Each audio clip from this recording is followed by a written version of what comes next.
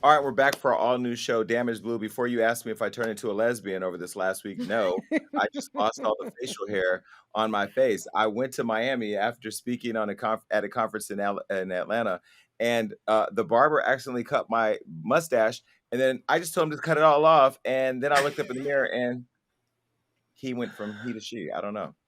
You do look like a very dapper, DC Dominican stud, so the lesbians would like it. I mean, I'm not mad at you.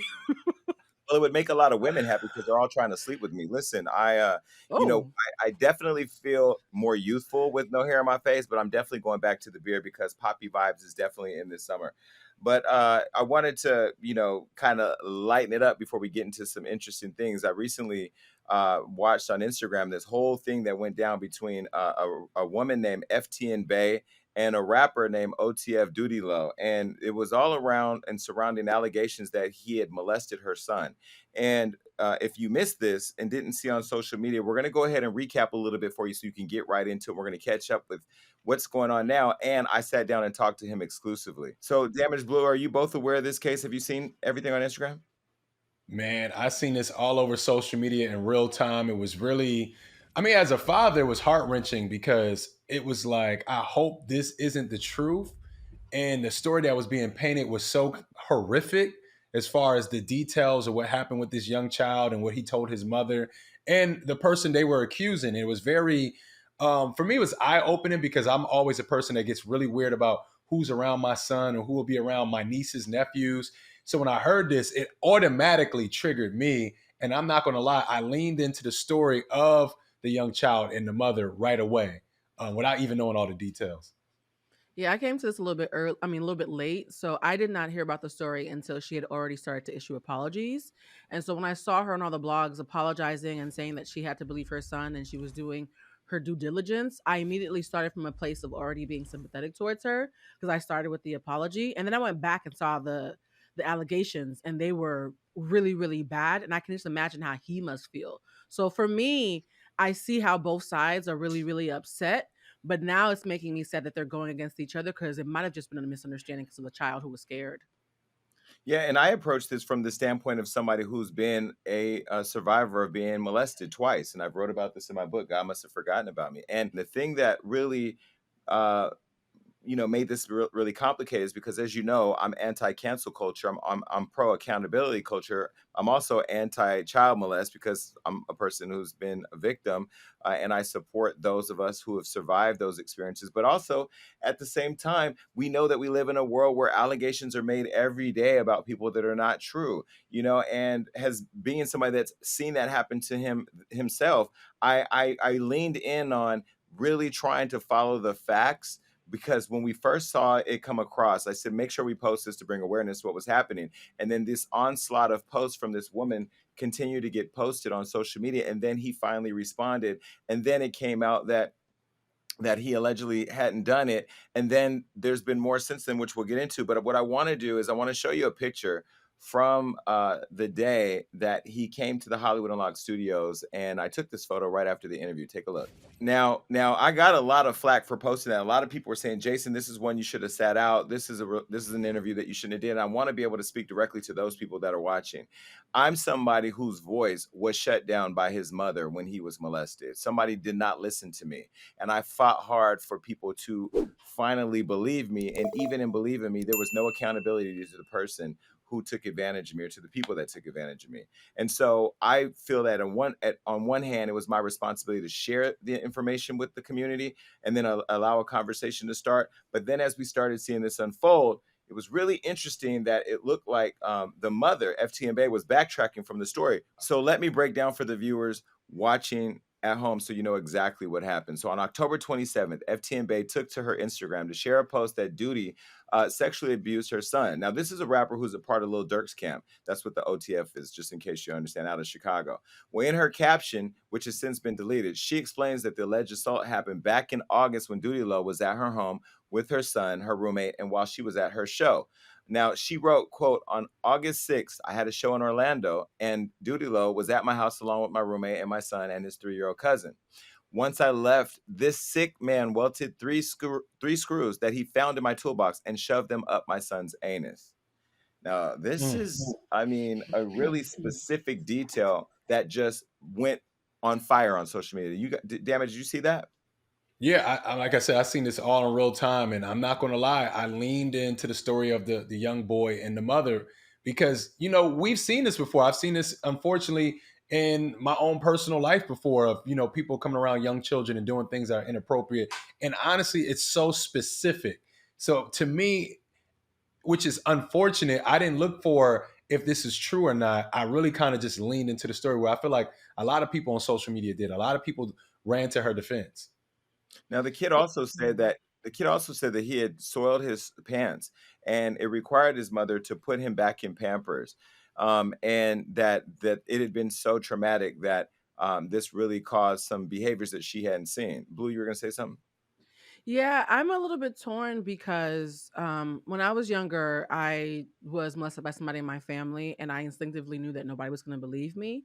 And there were a lot of people that I knew that I grew up with who were also molested, and we all knew that we weren't going to be believed. And so we kind of leaned on each other. And so I know what it's like to be a child who's been silenced effectively, right? And so when a child comes forward and tells a story like this, as a Mhm. parent, you do have to believe your child and do your due diligence. And so I guess my confusion is, if it was later proven, and maybe this is something that you guys covered in the interview with him, if it was later proven that the child had been lying because he was scared and making up tall tales, which factually happens a very small percentage of the time, but does happen, why is there anger towards the mother for doing her due diligence? Because the alternative of doing nothing to me would have been much worse. And so that's where I'm confused about any backlash towards her, because whether he was telling the truth or not, you have to first check as a parent. Am I missing Well, something? there was audio recordings of her conversation with her son that she uploaded. Take a listen. Why are you about to cry? No, no. Baby, tell me what you have to tell me. I'm not about to cry. You what? I'm not about to cry. You look like it. So please tell me what's going on with you. When they, Hmm? when they, No, okay, okay. when they put the juice in my heart. Huh? Shh, no. Come on. It's okay. It's okay. Come on. It's okay. It's okay. It's okay. It's okay, baby. It's okay. What happened? When they put the juice in my heart. What about it? Huh? But when Wait, what? I was itching, it hurted. It hurted? Yeah, when I was itching. Does it hurt now still? No. Why didn't you tell me, baby?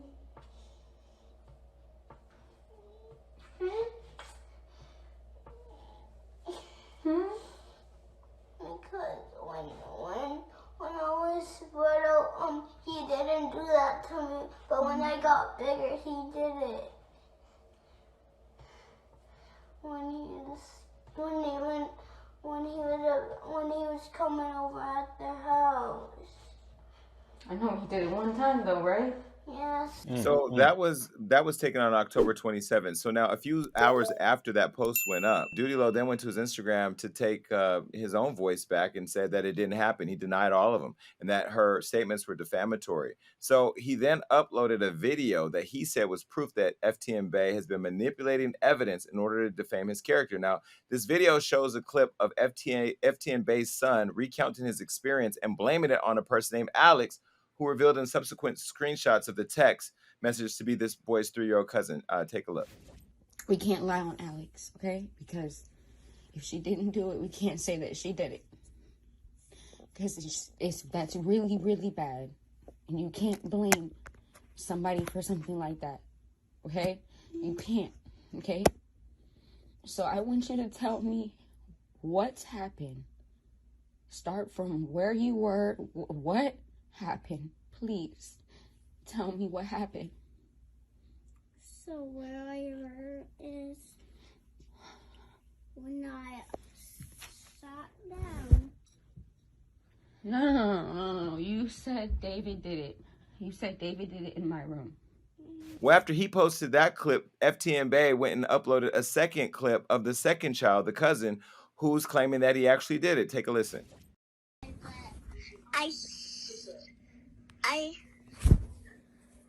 they did something. What Do did something. what did he do? He.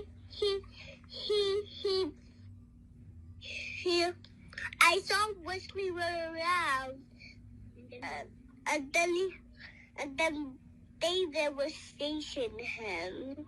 He was all right. After you saw him chasing Wesley, did you see him do anything else to Wesley? He made him cry. So, you know, she went on live saying that she did not coach her son. You guys can pay attention to these details. I'm going to show you this. Take a look. Video. And now as far as like, so basically I'm saying I was never coaching him. It was hard for him to talk. You have to understand that he's 5 and he was molested by his mom's boyfriend, who was a man. And my son is a boy. My son is well aware of his feelings, was well aware that he was violated. So it was hard for him to talk. I had to help him talk. I am not coaching him. I never once said, you need to say it, or you said it was him, right? I said, no. You said it was David. Keep going. Keep going. We're not going to go back. Not going to go backwards. Keep going. Tell me what happened. Let me help you. That video is very long. And only parts of the video is being shown. I uploaded the video of me with the crying because it's just like, I don't understand how anybody could sit here and think that I would go all this extra mile and I'd be crying. Yeah, so there's that. Yeah, I know that things like these are very emotional, and especially when it comes to children and wanting to keep our children safe. But as someone who has been extensively taught how to navigate around grooming and the subtleties of grooming, she ironically did an excellent job not coaching him. And I think because the emotions are so high, people might have a little bit of confirmation bias. But all I saw in that video was a mother who held space for a very frightened child to share a narrative. She didn't have any big reactions because children actually shut down when you have really big reactions. She kept her voice low. Whenever he would say something or stumble, she would remind him of what he said. She never initiated any incidents that he didn't say first. So she really did an excellent job of not coaching this child. It sounds to me like he was scared, and maybe his cousin or whoever else was scared, and they were just making up lies and couldn't keep track of them. I know adults who can't keep track of their lies, but nowhere in this did I hear a malicious mother grooming or coaching, and I was waiting for that. So that video actually made me side with her even more. And I think because Doodie is probably upset about being falsely accused, he can't see it clearly that way. But she didn't coach him at all. I was listening for it. She didn't. Well, I mean, the challenge here is that we didn't see it, right? We saw a Yeah. clip, an audio. We didn't see the people. We didn't see what led up to it. We don't know what happened before that audio clip was taken. And a lot of chain of events have happened afterwards. It makes this even more complicated. I think when you say that a man put screws up a small kid's anus, there will be some type of scarring or some type of damage done that can be found. We have a copy of the public records request, and we went through it, and I shared it with both of you. And in there, she's the assistant state attorney, Lauren Kovitz, says on December 15, 2021, that she's declining the case because there's a reasonable likelihood of conviction. And she goes into outlining why they couldn't find the evidence. And so, you know, I want to be with you, Blue. I want to believe nobody would coach a kid to say something like this. But we've also seen in the world that we live in today that there are sick people out there. I'm not saying that this woman is sick because I've never met her, but there are sick people out there that do sick things or make sick claims. And so now we're kind of looking at this thing without a full bird's eye view of it. And I don't know. I'm not fully convinced.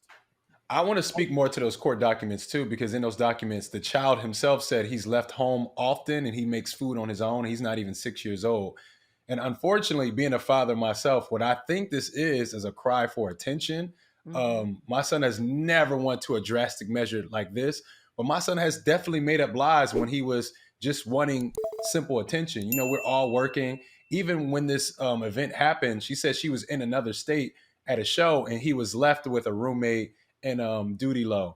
That it sounds like this could be a cry for attention. Now, I don't know, as we're all speculating here, but it sounds like a cry for attention. And I feel like the mother and Doodie Low themselves can possibly both be victims of this young boy's story of him just simply wanting attention. And he's not understanding the magnitude of this because he's not on social media. He's a 5-year-old. And I feel He's like also that's what's happening here. I agree. I two truths can be on it, can be this can coexist. And one of the things that we have to be really really careful about is using terms like defamation. Legally speaking, defamation has to have malicious intent. And so Doodie Low can't take a lie detector test in which by the way, lie detector tests are not even permissible in a lot of courts because there are very hard but possible ways to deceive a lie detector test, right? But if he's expecting us to exonerate him on a lie detector test saying that he didn't do it, then he can then not in the next breath tell us to ignore a lie detector tests that prove that she didn't have malicious intent. So you have to live and die by Mhm. that same sword. That same sword that exonerating you is also exonerating her. And that's the part where we have to admit that sometimes horrible things happen and there's no one to blame. And it's a child, so we can't blame a child. His frontal lobe hasn't even congealed yet. And to be perfectly honest, Damage, reading those court documents, I was a latchkey kid. My own mother left me to like cook my own food when I was like 5 or 6 because she was working as a cleaning lady trying to make money to pay rent when we first moved to America. And if I had lied to her, she would have believed me and had to have taken a lie detector test to know I was lying. And so there's a difference between being a mother who's overwhelmed and having a child who's having a cry for help versus being a malicious person who is trying to intentionally bring a man down. And defamation needs malicious intent. And that lie detector test said she didn't have it. So he doesn't I have a think case, in my opinion. there's a couple things. There's a couple things. One, a lie detector test is not admissible in legal court when it comes to dealing with a conviction or potential conviction, but you can put it into, I believe, a civil court. So there's civil and Yes. criminal court proceedings that we're talking about, which are different. My mother left me home at 6 years old, and I remember cooking on the stove, and I also remember my sister burning her hand on the stove when we were by ourselves. And also, when I was molested, I was with a babysitter. So two things can be true. But in this case, this kid was cooking macaroni and cheese on a hot stove at 5 years old or whatever age. And there's a certain level of neglect here that leads me to believe that there's more to think about and consider here. If you're a woman who's leaving your kid home with a man that you just met, because it doesn't even sound like they were together for a long time. And he talks about this in the interview. How do you leave your son home with a stranger? I mean, where's the shared responsibility if something in fact did happen? Because ultimately, this is why I always say about having a kid, I can't have a kid because I'm going to constantly be in a state of worry about where my kid is at. Now, I want to show you this interview that took place, and then I want to get into that because more has transpired after that. So I sat down with him, and in this interview, it was very interesting. He had a lot and a little bit to say, but I'll let you decide. Take a look. All right, welcome OTF Doodie Low to the show. Now, do I have to call you OTF Doodie Low, or do I, because like OG, I don't call OT Genesis OT, I just call No, him you can call me Doodie Low. Okay, Doodie Low. All right. So, of course, we've been following you on social media for the last couple months about, some stuff we're going to get into today. But I reached out to you recently because I feel like there's such a broader conversation that's not happening about the whole Me Too movement, the cancel culture movement that's happening that I think is cancerous to our community, where I feel like the public opinion not only brings charges, but convicts our people in the culture before they even have an opportunity to defend themselves. I think you've been a victim of that recently, but I wanted to meet you and get to know you, so I appreciate you coming all the way to LA. Yeah, for sure. I appreciate you having me on your show. Of course. All right, so you're in Atlanta now. Yeah, I live in Atlanta. Okay, why Atlanta? Now, I'm not the biggest fan of Atlanta. I know y'all love the strip clubs and all that, but what is it about Atlanta that's now like the new mecca for hip hop? It's just like the music. It's like the studios, the vibe, everything is like, it's a vibe with like making music. Okay, so you're originally from Chicago? I'm from Kankakee, Illinois. It's like 30 minutes from Chicago. Yeah, I see Kankakee on the paperwork, but I didn't know how to pronounce it. Kankakee. Okay, so tell me about that. So you grew up there. How many siblings? Tell me about your life growing up. I got like 5 brothers, 6 brothers, and 1 sister. 5 brothers, 1 sister. Grew up, pretty hard, single mom. Grew up in poverty and made it out. So was rap something you always wanted to do, or did you grow up and want to be other things? Because believe it or not, as much as I spill the tea, I wanted to be a cop. I know. Listen, I'm not the people. I can't call them because I'm not in the streets. But, I was a kid that just wanted to help the community. But, I didn't think I would end up in entertainment. What were your thoughts on what you wanted to do? I ain't gonna lie, this always been a dream of mine, and I always knew it was gonna happen. So did you grow up knowing Dirk? Because I know you're a part of his squad. How did that relationship come about? Yeah, me and Dirk, we not grew up with each other, but I met Dirk in 2013, mutual friends. you know, and we just been locked in ever since. You're a man of many words. Are you very careful with what you say?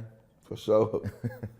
Look, there's no trap here. I don't care what they say about Hollywood Unlocked or me online. Like, there's no trap. All right, so you decided you wanted to rap, and then you started rapping back in 2013, or when did rap start for you? Since I was a kid, but I took it serious when I moved to Atlanta. All right, you know, forget the streets and let me go do this. And like, it was like, I was chilling. Vaughn called me, rest in peace, my boy.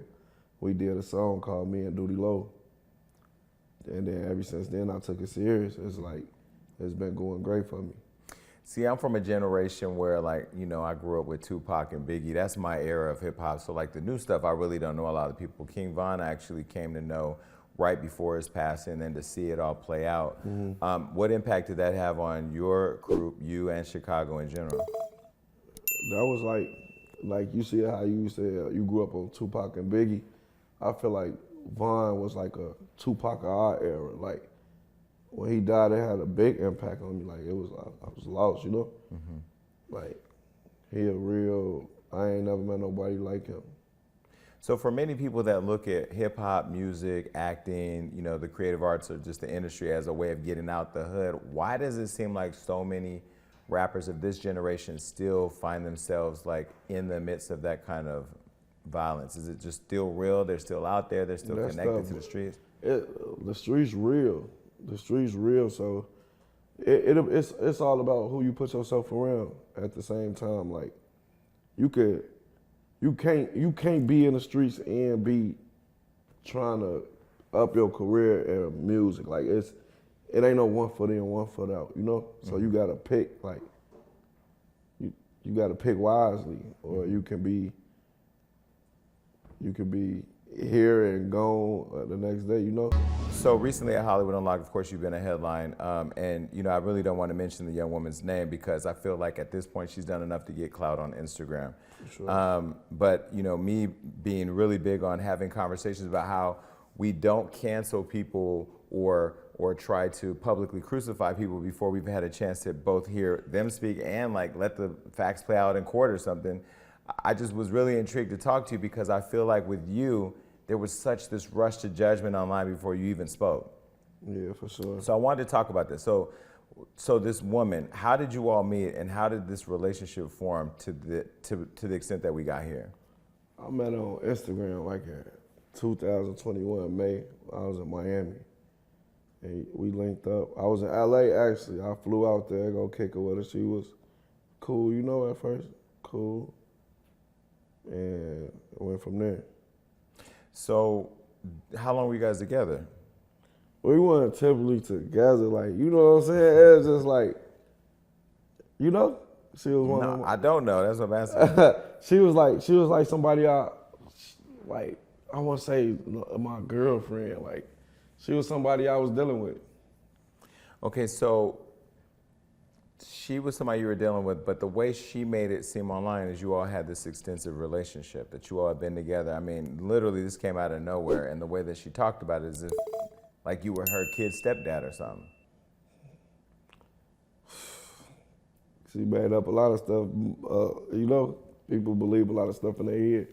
So you guys were together, and then she ended up, okay, what I'm trying to get at is the relationship, right? Like, what was the nature of it? Was she just a side chick, a jump off? Was she somebody you were involved with? Like, she was just somebody, you could say jump off, because I can't say side chick because I ain't had no girlfriend. I don't got no girlfriend. Right. It was somebody I was messing with. She was cool. Got it. And then so you guys get together, and then out of the blue, again, we don't even know that backstory. Out of the blue, she makes these allegations online that go extremely viral. So this is what she said on Instagram. I had a show in Orlando, and at OTF Doodie Lo was at my house along with my roommate and my son and his 3-year-old cousin. Once I left, this sick man welted 3 screws that he found in my toolbox and shoved them up my son's anus. That, I think, was the craziest post I had seen anybody post on social media. And as somebody who's been molested, of course, we saw it and reacted to it by sharing it because she had made such an outrageous claim, as did a lot of other people. We've seen it unfold since then, but I want to ask you, when you saw that, Where were you and what was your reaction to it? Sicko, pathological, psycho. I would thought that people would have common sense. 3 screws welded, and this man is not in jail. He's not charged or nothing. You get what I'm saying? So it just showed me how the internet run the world now. Like anything they put on the internet, they run with it. Anything, like, I've never been charged or there never was no case on me or nothing like that.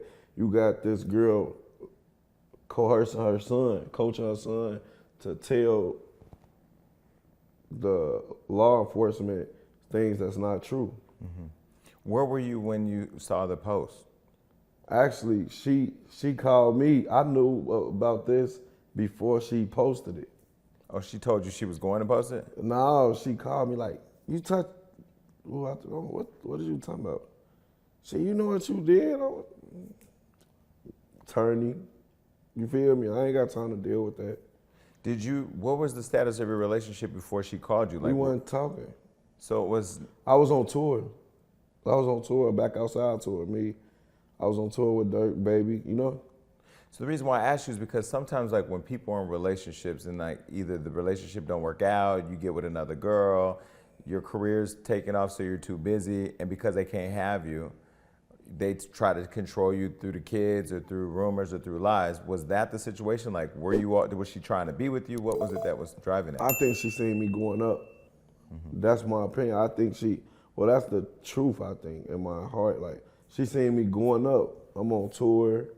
I'm going up, and right in front of her face, like, and we not talking. So I feel like that's a part of her plan. Like, she did it to other rappers, which I don't want to say their names, but she have a history of doing this thing. So of this kind of situation? Not as extreme. Not as extreme, but if you go look back and see what she done did to certain individuals, you'll be like, okay, there's a pattern. Mm-hmm. She just went too far with this. Mm-hmm.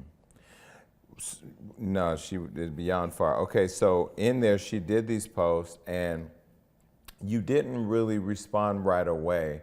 When you saw it, did you dismiss it and say, this is so crazy, I'm not even gonna waste my time? Or did you feel like, let me watch this play out and then go from there? You wanna know the truth? When I synced it, she's sick. That's all I can say is she's sick. Mm-hmm. And something like that with millions of people trolling you and calling you things that you're not, pedophiles, and like my DM was chomos. I'm like, what the chomo? I Googled it. It's like a child molester. Child molester. And I'm like, this is not me. You feel me? Mm-hmm. I got 4 daughters, mm-hmm. 4 beautiful daughters, you feel me, that love me dearly. Mm-hmm. They seeing this on TikTok, and you know what I'm saying? They getting in fights at school because of these things. So it was like, it mentally messed me up, but I instantly shook it off and got back in the studio and got back to work. You shook it off because you had to get back to work, or you shook it off because you thought I shook it off because I know the truth. Mm-hmm. Mm-hmm. So in this, so she posted that, and then she went on to post this. While I'm patiently waiting for the police to complete their investigation, I needed to speak up and expose this sick man to warn other females with kids and maybe other girls who dealt with him and they should talk to their kids. I kind of took that at the time as the world, that she was trying to inform people, but now looking at it after it's all come out, that she was really gaslighting women and gaslighting people online to just further attack you with her claims, right? I feel like she was trying to recruit people. Mm-hmm. Oh yeah, come say it. Think of how she said it. Yeah. He had to do this before, and come on, like, that's weird. Like, you trying to recruit people to, like, on some weird stuff to back your lies up. Like, you wanna recruit people, like the Me Too movement type stuff. Like, it was weird to me. So I just got back to my music, bro, and it put a spark in me to go even harder. Mm-hmm. What were people's response to you online? Did it get worse as she kept posting and kept agitating people? Yeah, it got worse. I got off Instagram for a minute and stayed in the studio. So you did finally respond. You said, this beyond me. Just to start, people can't make certain accusations without evidence. And then your lawyer said that's called defamation. A lot of people know what it is. Once you publish it, it's out there, the universe, and the damage has been done. So now it's come out that she's saying that it didn't happen. And it literally flipped social media upside down because it showed a couple things. One, anything said on the internet these days is perceived to be true without evidence. Exactly. And two, that this woman could indict her kid into a situation to try to control a man, even to the extent she says that somebody shoved something up his anus, which I thought was the most craziest thing. That's sick. So when you saw her walk it back and say that it didn't happen, what was your reaction to that? She know the truth. She don't want to get sued. But beyond a lawsuit, I mean, I guess maybe because I've been molested or I've had, you know, my own mother. In my book, I talk about how she didn't even believe me, right? And it really happened to me. In this case, it didn't happen to him, but she actually tried to get him to believe it because I think I read that that they had asked the kid if anybody had told him to say it, and he said, only my mom. Exactly. I've been saying that from the beginning. So now do you feel vindicated? Do you feel like, I mean, how do you feel now that she said that it didn't happen? It don't make me feel no type of way because I know it didn't happen. So it's just like, I just want the public opinion, court, internet to know that this didn't happen. So now that it's come out that she didn't tell the truth or that it didn't happen, are people online like, is their point of view changing? Yeah, it's a lot of apologies and it's a lot of people apologized and said they were sorry and you know what I'm saying, but it's like the damage is done, but as far as like, I'm just getting back to my music, getting back to drop my tape, my deluxe, Big Doodie Low. So, and that album, the Big Doodie Low Deluxe, comes out February 11th. Yes. So what was Dirk's response to everything that was happening? Did you all have a private conversation since you're a part of his group? Stay off the, he said, just stop looking at the comments. Stay off the internet, bro. It's gonna blow over. Wow. My team, like, we so tight, it's like OTF is a family, you know what I'm saying? So we a real family. We know each other, like, our kids is you know what I'm saying? So you think that somebody like as him has a child molester around, like you really played not with only my name, you played with our brand name. And I don't think that's cool. Like I don't get it. I don't understand it. I don't get it. So I think you publicly standing up for yourself is also standing for a lot of other men who are wrongfully accused. I mean, when we talked on the phone, when the news broke that she wasn't telling the truth and it was all a lie, and you said, I don't want to do it online, I want to come in person and talk about it. You flew here to do that. Are you doing this for other men who I think are going through the same experience? Yeah, because I feel like it's a lot of men that probably don't have lawyers or probably it's a lot of DMs that I got that's the technology back then, like 86, 91, they still in there for something that they didn't do. And I think this should stop. And so now you're filing a lawsuit against her. I read that you're asking for $5 million. I'm asking for $15 million. $15 million. Yep. So where's she gonna get that from? It just sounded like in the court papers she didn't even have a babysitter because her kid was left by themselves. No, she had a babysitter, her roommate. No, but I mean, there was something in the court documents that the kid had been home cooking macaroni and cheese by himself at 6. Probably left from there while she was dancing. So $15 million. If you don't get the money, will you feel like it was worth it?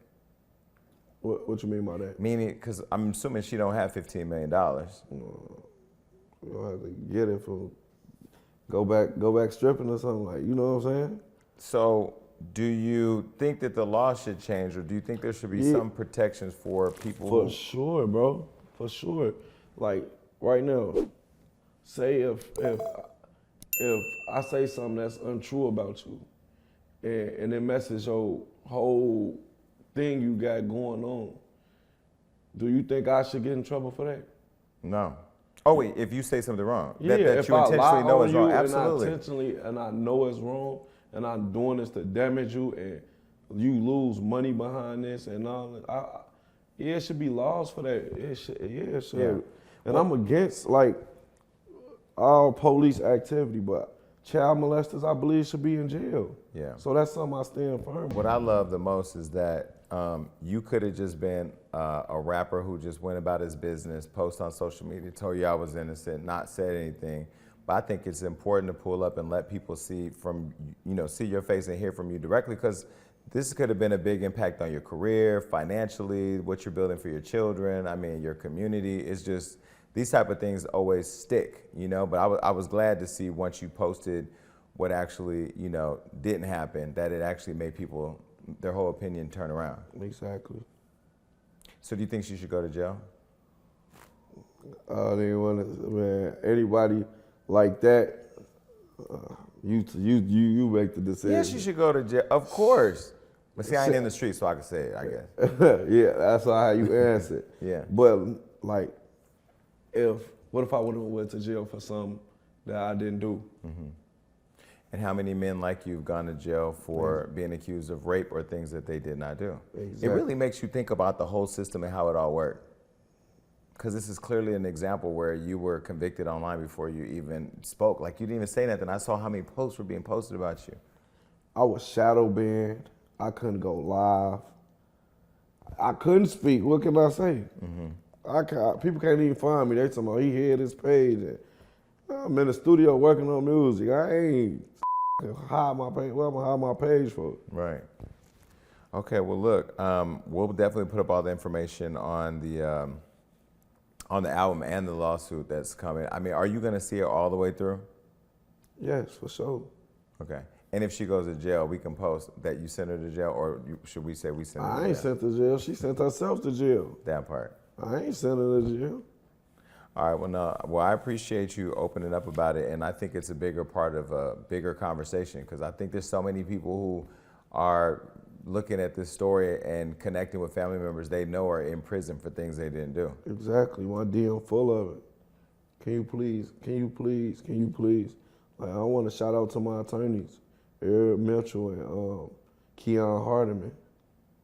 I want to shout them out because they played, like, besides attorney, they was like mentoring me. Like, everybody knew this was a lie. This is a far-fetched, just like a fairy tale would.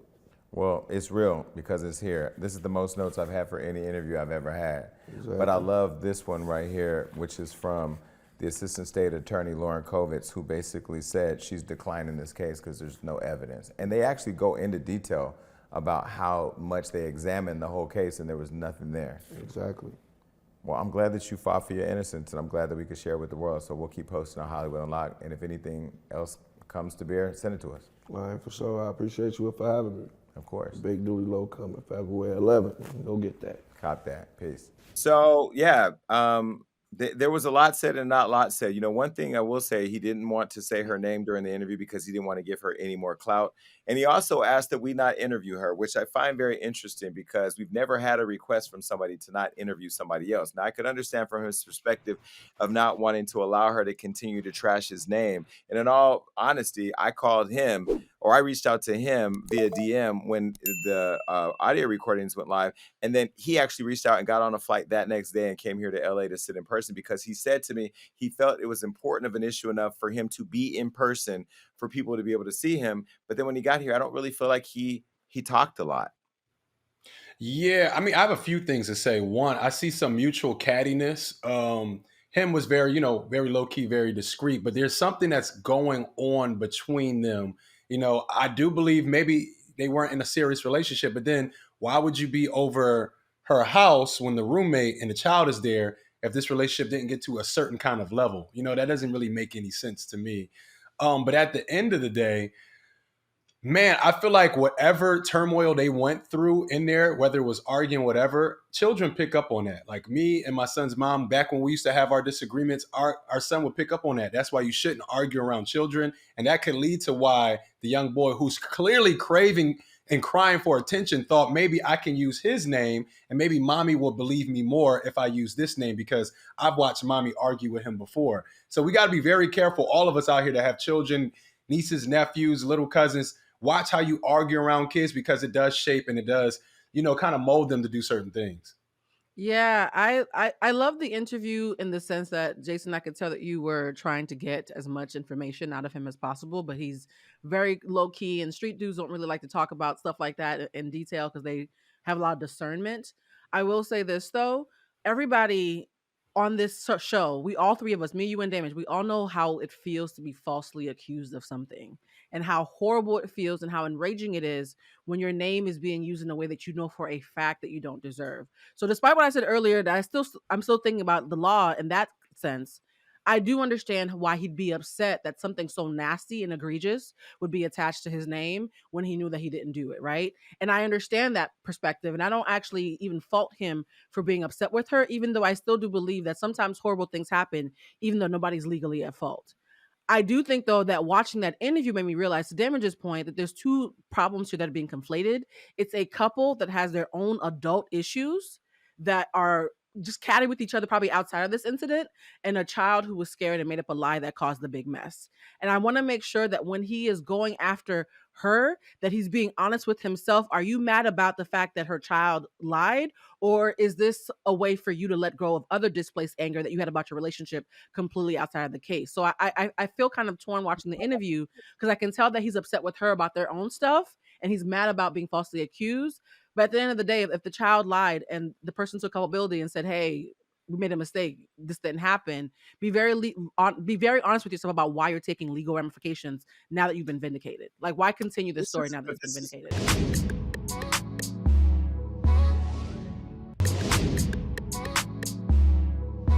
But this is the sad part again, as somebody who survived child molest. We're talking about a kid who's making claims that they're now walking back saying that they may not be true, and a man who's in the hip hop industry, just a black man in general, who's being accused of horrific things, and labeled a pedophile and attacked online. And then goes out, and then after all this, she actually apologized. Take a look. I'm gonna publicly apologize and say that, he finally took a lie detector test. It took a while. It didn't have to take so long. Like, I never was trying to ruin his career or trying to get clout or nothing. I just believed my son. I really believed him. And I just was gonna do whatever I could for my son. Like, I was gonna slide for my son, however that means. And he dealt with it in his own ways. But finally, we came to an understanding and agreement, and he decided to take the test, and he did it. And it's done. It's over with. He passed his test. My son told the truth, and that's it. There's more that happened, okay? And this is the crazy part. He went and created a song called FTN the Net. So he did this song where he went after social media and the internet, and it was his way of creatively addressing the issue, which I kind of respect that he pulled up, and I also kind of respect, to clarify that, and I also respect the fact that he put out a song talking about it, which he's now benefiting from. And then she went on after we did this interview, and she came forward saying that she was forced to give the apology after Doodie took the lie detector test. She said that she is asking for this investigation to continue even after they have said that there's no evidence. Now, here's what she said after we did this interview, but before the interview aired. Take a look. But whatever, you know what I'm saying? So he takes the test, and supposedly he passes the test. So I'm like, I'm going to hear him out. I'm going to listen to what he got to say. He being all nice to me. Oh, I miss you. Like, oh, this is so crazy. And there was times I really just wanted to talk to you about this. And just being nice. Oh, wipe your tears away. Don't cry. It's not your fault. I know your heart. I know you ain't do this because of that. I know you just did this because that's what Wes said.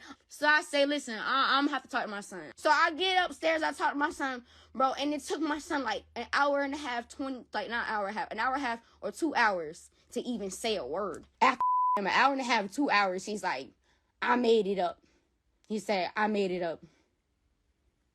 I'm like, bro, you didn't make that up. Like, you know, I know David's recording, so I'm not even trying to be like, oh no, Wesley, I know you're lying. You know, because I know my son, but I couldn't do that because then I'd be coaching him. So I had to just let him talk. Like, I know why he's saying that. I know why he's lying. He's doing that because David's on the phone. He's doing that because he's confused and he don't know how David passed the lie test. And I also believe baby Alex, who says she seen David chasing my son upstairs in my house naked. There's no reason why a 3-year-old who don't live in the same house as me tell me that she seen David chasing my son naked upstairs. Ain't no way. So you mean to tell me that the 3-year-old and my son, they just both lying? I don't get it. I'm not lying. He know that's not true. Why he apologized to me so sweetly? Like, how his tone just, how you go from dissing me 3 times in music to then say, oh, I accept her apology. I'm not finna bash her. You been bashing me this whole time. Now you don't want to bash me because I just did what you wanted. He backed me in the corner and my son lied to me. And my son lied to me while he's recording. So now he got a recording of my son saying he made it up. I know that's not true. It's the no tears for me, and maybe there was an inner cry there, but I feel like unfortunately this kid and these kids are now in the middle of 2 grown ass adults who have a relationship problem. What I'm going to rest on is the document that I have from the law, and it says that they did a forensics review of the kid, and that they found nothing there, and that there's no evidence to press any law, any charges against him. And the thing that was coming over me as I was watching this is I felt like she was fighting hard for us to believe her so she can beat him in a court of public opinion. Because if I had a kid who was molested and I felt like the laws were not taking it serious, I'd be online burning them down every day. Are you crazy? I would organize a march in front of the hospital, in front of the police department. I would be frantically begging for somebody to hold them accountable to get the proof so I could hold him accountable. The other part is you can't really blame a person for how they grieve or how they get frustrated. So I'm just sitting here very confused at all of this and why it's continuing to go on. What I know for a fact is there was a claim by a kid whose mother left him alone repeatedly, cooking food on the stove at less than 6 years old, that a man that she was dating, who she left him home with alone, put screws up his anus. I know that the man then said it didn't happen. I know that the law said that there's no proof and no charges. I know that he did an interview and said he didn't do it, and she went on and said she was forced to tell a lie. The sum of all of that is this is a hot ass mess, and that kid needs to get help. And I think that CPS needs to step in and talk to this kid and ask questions, because ultimately this kid was probably in the other room listening to this mother make this video for social media. I see a woman who clearly needs support. She needs a lot of support. She's in a lot of pain. And here's one of the things that I always have to check myself on. I come from a different time, even though I'm not 100 years old. I have friends who are in their mid 20s, and the way that they think, their logic is a little bit different. And we have to be honest that we have a lot of children raising children who never had examples of how to properly raise kids. And so sometimes we see things from a logical standpoint based on what we know is possible, and these kids are just swinging for the rafters and making things up as they go. I think she needs help. I don't know what her family looks like. I don't know what her support system looks like. But whether this child was molested or not, whether she gets sued for defamation or not, she needs support, and she and that child both need help. I think everybody in the situation is in pain. I also think the ego is a powerful drug, and when you see yourself being dragged on social media, even if you have pure intentions at the beginning, you find yourself pandering for social media. It's one of the reasons why I'm very weary about reading comments, even when we do the show. Even if you have a pure point, once you read comments, you find yourself being reactive to those comments, even if you were being previously honest. So I think she spend less time on the internet and more time talking to social services and getting the help that she clearly needs. I agree with you. Yeah. That Well, gave me a headache, bruh. I mean, listen, not to laugh, but you have to laugh to keep yourself from crying. It's a really sad situation. I mean, you said something, Blue or Damage. One of you said that, he's a street dude. So him even talking isn't something he did not he didn't I didn't get that he didn't want to talk because he didn't have nothing to say. He just not used to talking. That's just a code that they live by. And I don't live by that code. I talk for a living. I just pray for that kid. I really do pray that the kid is getting the help that the kid needs to process what did or even didn't happen, because they are caught in the middle of this crazy story. I also say that there are a lot of us men, in particular men of color, who have been victims of sex assault or sex abuse. And I would say not even victims, survivors, because if you got through it, you survived it, but you're not going to survive the trauma that's caused by those experiences. And so I hope that you seek the help that you need in order to process that experience, because you're valuable. And in this situation, I really want to say that this kid has been treated as less than valuable just by the context of how we're referencing this kid's trauma or not. It's too much for me, but I hope that people are watching this go down and having questions with their own conversations with their own children, because you never know what your child is going through, especially if you're leaving him home by himself at 5 years old to make macaroni and cheese. We're out. Peace.